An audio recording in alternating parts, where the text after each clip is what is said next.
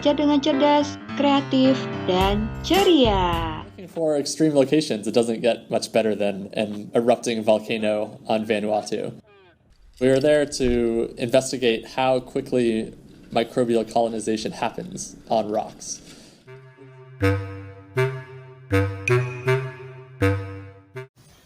Hai Sobat Geo, jumpa lagi sama aku, Karati.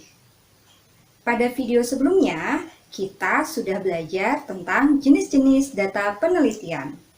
Nah, tapi gimana ya cara kita mengumpulkan data-data tersebut?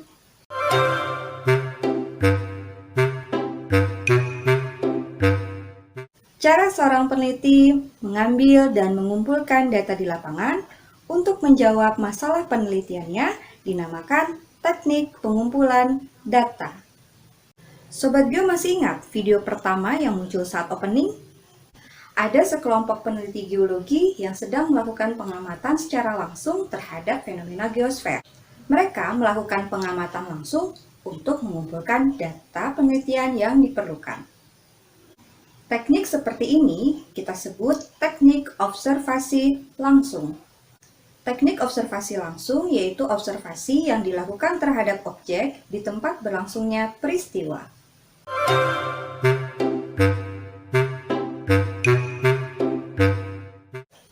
Lalu, bagaimana jika peneliti tidak bisa berada bersama dengan objek yang akan diteliti? Ada teknik observasi tidak langsung. Observasi ini dilakukan tidak pada saat berlangsungnya peristiwa yang akan diteliti. Contohnya, pengamatan yang dilakukan melalui gambar foto, citra foto udara, atau citra satelit. Nah, penginderaan jauh sangat bermanfaat bukan bagi manusia?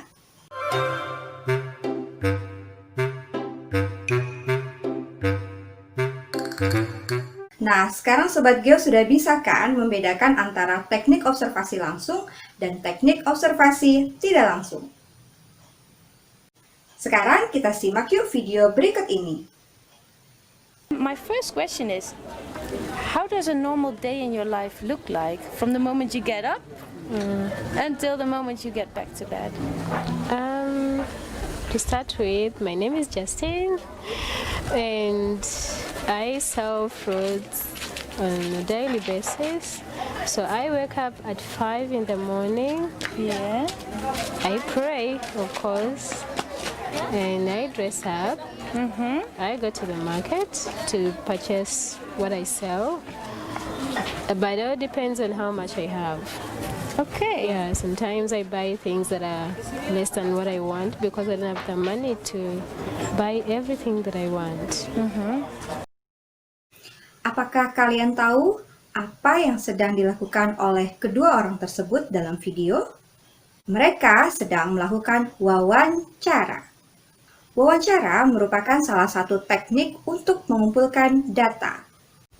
Dalam ilmu geografi, teknik wawancara lebih cocok digunakan untuk penelitian kajian geografi sosial yang berhadapan dengan manusia sebagai subjek penelitian. Wawancara dapat dibedakan menjadi dua, yaitu wawancara terstruktur dan wawancara tidak terstruktur. Wawancara terstruktur adalah wawancara yang menggunakan pedoman yang telah terperinci. Biasanya pedoman wawancara ini menyerupai daftar checklist. Wawancara tak berstruktur adalah wawancara dengan menggunakan pedoman wawancara yang memuat garis besar pertanyaan. Dalam hal ini, pewawancara harus berani mengolah dan memodifikasi sendiri pertanyaannya. Sebelum mengadakan wawancara, diperlukan persiapan yang matang sehingga dalam wawancara diperoleh jawaban yang diharapkan. Oke, sekarang Sobat Geo sudah tahu tentang teknik wawancara.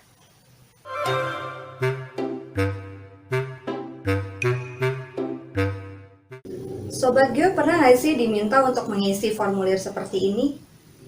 Sebagian besar penelitian menggunakan teknik yang satu ini nih guys, namanya teknik angket atau kuesioner. Sebenarnya teknik ini sama dengan wawancara, hanya saja pertanyaan disampaikan dan dijawab dalam bentuk tulisan. Angket dibedakan menjadi 3 jenis. Yang pertama, angket tertutup. angket dengan jawaban yang sudah disediakan oleh peneliti. Responden hanya memilih salah satu jawaban yang disediakan. Jenis yang kedua, angket terbuka, yaitu angket di mana responden diberi kebebasan untuk menjawab pertanyaan dalam angket dengan kalimatnya sendiri. Dan yang ketiga, angket semi terbuka, yaitu dalam menjawab pertanyaan, responden diberi pilihan memberi jawaban sesuai yang ada dalam angket maupun jawaban menurut responden sendiri.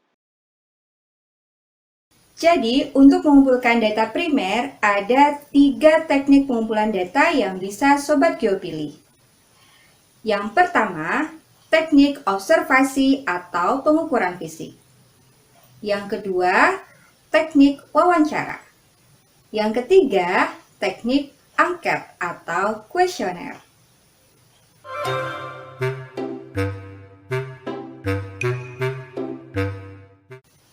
Kalau Sobat Geo mau meneliti tentang sejarah letusan Gunung Krakatau atau sejarah gerhana bulan yang pernah terjadi di Indonesia, gimana ya cara mengumpulkan datanya? Nggak perlu khawatir guys, masih ada satu teknik lagi yang cocok untuk penelitian tersebut. Namanya teknik studi kepustakaan atau dokumentasi. Dengan teknik ini, kamu bisa ngumpulin data dan informasi dari berbagai macam sumber, seperti buku, jurnal, majalah, koran, foto, film, naskah, laporan penelitian dari peneliti sebelumnya, siaran radio, berita televisi, atau media elektronik lainnya.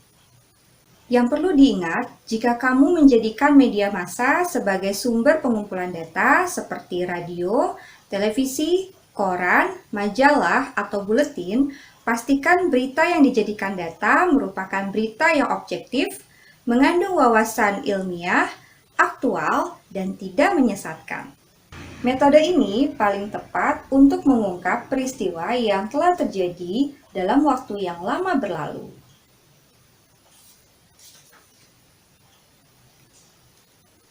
Kalau kamu menggunakan teknik studi kepustakaan dan dokumentasi saat mengumpulkan data, itu artinya kamu sedang mengumpulkan data sekunder. Beberapa etika yang harus diperhatikan ketika kamu melakukan pengumpulan data. Yang pertama, memperlakukan informasi yang diberikan responden dengan memegang prinsip kerahasiaan dan menjaga pribadi responden adalah tanggung jawab peneliti. Yang kedua, peneliti harus menyampaikan tujuan penelitian secara jelas kepada subjek penelitian. Ketiga, tidak boleh ada paksaan kepada orang untuk merespons survei dan bagi responden yang tidak mau berpartisipasi harus tetap kita hormati. Dan yang terakhir, subjek tidak boleh dihadapkan pada situasi yang mengancam mereka. Itulah beberapa etika yang harus kita perhatikan pada saat melakukan pengumpulan data penelitian. Gimana guys belajar hari ini? Mudah bukan?